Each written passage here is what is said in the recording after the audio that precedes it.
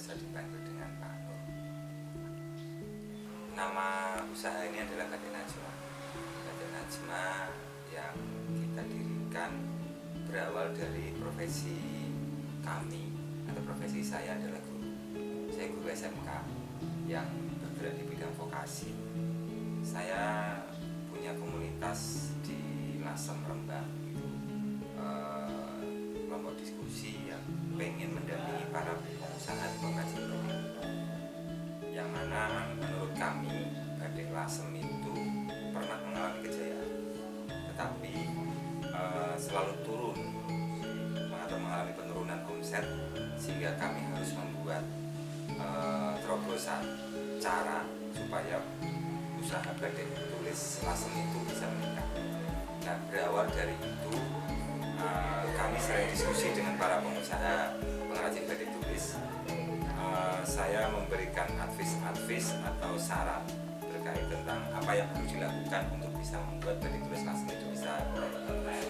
Salah satu di antaranya adalah batik yang dipakai penuh untuk ukuran satu baju, yang biasa hanya dipakai untuk keperluan urusan formal. Kami buat terobosan dengan batik bisa dipakai di kalangan anak muda. Waktu itu saya memberikan saran atau cara adalah saya mix, saya combine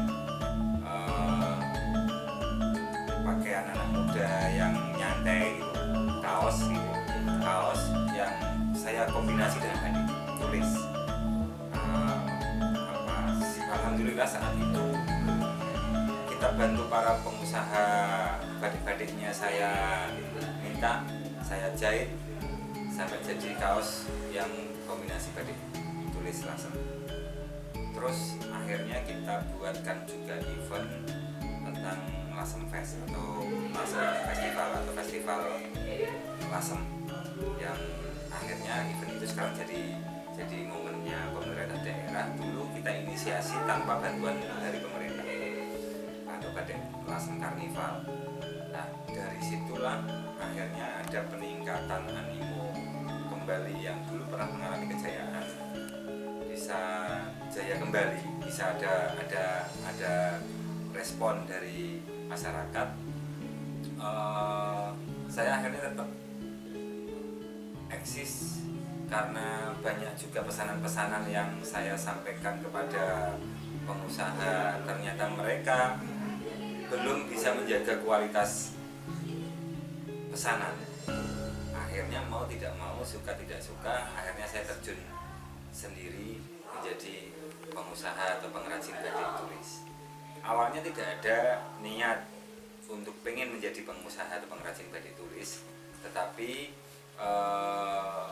selanjutnya alhamdulillah bisa menjadi pengusaha batik tulis.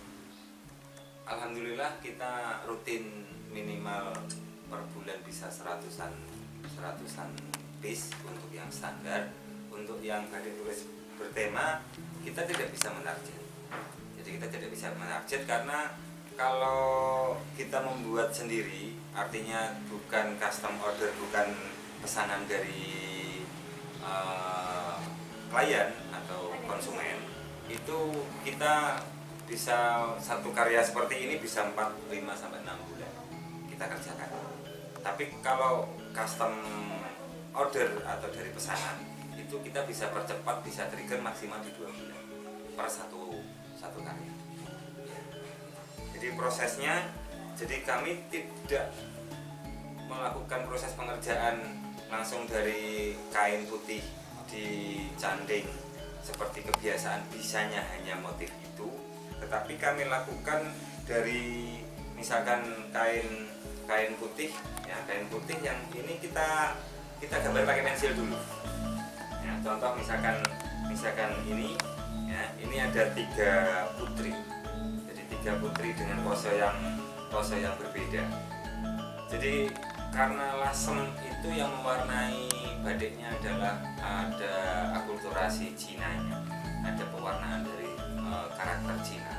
Dari sisi sejarah Putri Champa saat itu, makanya karakter Batik Najma itu saya buat semua dengan karakter Cina. Karakter Cina, ini ada Putri Champa yang sedang bermain seruling di taman. Ini Putri Champa yang sedang beristirahat dia di taman, ya. Terus ini dia sedang memikirkan sang kekasihnya. Seperti itu contoh. 3 karakter. Jadi 3 karakter ini saya baru membuat satu yang sudah laku dan satunya masih pensilan. Dan seperti ini bisa berbulan-bulan tidak kita garap. Jadi artinya apa? Kita nggak sembarang mengeluarkan produk karya seni batik kita. Kita nunggu momen atau nunggu, ya bisa dibilang mood, dan nggak tahu itu apakah itu karena faktor seni atau apa, nggak tahu. Oke, salah satu produk atau karya batik tulis Najma itu adalah ini. Ini judulnya adalah 3 Penguasa Alam. 3 Penguasa Alam itu kita buat berbeda. Jadi kalau batik itu biasanya landscape, seperti Jarit begitu ya. Ini tidak kita buat landscape, tapi kita buat portrait berdiri. Jadi kalau misalkan ini mau dipakai interior, jadi ini interior itu bisa posisi dari atas ke bawah seperti ini temanya. Jadi 3 penguasa alam itu yang menang adalah naga. Kita taruhnya di atas. Jadi naga ini adalah naga kaisar. Naga kaisar itu mempunyai total 9 saudara. 9 saudara, satu diangkat menjadi kaisar, yang kakinya itu cirinya ada 5 jari kakinya, ya, jari cakarnya itu ada 5. Makanya kita taruh dia di atas karena dia adalah naga kaisar. Satu lagi itu juga hewan mitosnya di legenda Cina atau legenda Jepang itu ada ikan koi.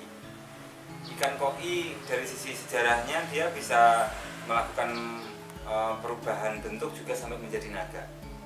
Makanya sampai sekarang banyak orang-orang atau pengusaha-pengusaha yang suka dengan ikan koi karena dia selain tenang, tetapi suatu saat dia juga bisa berubah bentuk. Makanya pembawa rezeki. Jadi koi makanya dia posisi seperti ini. Terus ini juga ada lagi satu penguasa lagi adalah Raja Wali atau Lang kan itu kan. Nah, dia juga menjadi penguasa alam. Makanya kita sajikan bentuknya seperti ini, tetapi kelihatan tidak berpola. Ini tidak berpola, ya, seperti abstrak begitu kan. Tetapi kalau ini nanti mau dijadikan baju kemeja laki-laki, ini akan jadi ini badan belakang kan itu kan. Terus ini badan depan separuh, badan depan lagi separuh satu, terus ada lengan, sehingga ini tetap batik tulis lasem bertema dan berpola. Dari sisi racian motifnya, coraknya ini ada, jadi tidak meninggalkan unsur motif pola lasem. Karena apa? Ini adalah latoan. Nah, ini adalah latoan. Ini latoan sengaja kita buat. Ini ada merah. Ini ada hitam. Ini ada merah. Ya, jadi merahnya adalah merah lasem. Jadi merah karakter lasem. Tetap dia menjadi karakter batik tulis lasem pesisiran. Jadi ini yang tidak ada di pengrajin batik tulis lagi yang lain. Jadi sama motif-motif pecinan atau motif-motif dari akulturasi ya, kayak bunga terantainya itu ada. Jadi tetap muncul semuanya ada. Saya kira itu di antara. Makasih. Nama saya Johar Tutik. Saya owner Butik Najma. ya bersama dengan Pak Noropan karena kita merintis bersama memang. Ini kan era pandemi ya, untuk penjualan offline berkurang drastis karena daya beli masyarakat yang menurun. Sementara kami ini masih menggunakan Facebook Ads atau WA, artinya masih menggunakan medsos untuk memasarkan produk. Kemudian yang masih belum kita lakukan adalah go digital. Kita belum masuk ke aplikasi seperti Tokopedia, Lazada dan seterusnya. Kemudian kita juga perlu re-engineering website kita yang sudah lama tidak diupdate. Ini harapannya nanti bisa kita perbarui dan kita mengikuti pemasaran online ataupun digital. Itu kedepannya memang market itu yang kita bidik. Karena pameran sudah 6 bulan ini kita tidak pameran, biasanya 2 bulan sekali kita pameran di mall-mall. Kedepannya Batik Lasem ini ya semoga mendapatkan pasar yang bagus. Karena ya terus terang ada 150 pengrajin itu belum semuanya melek IT, dan kadang kami terlalu fokus di produksi sehingga kurang support di pemasarannya tadi.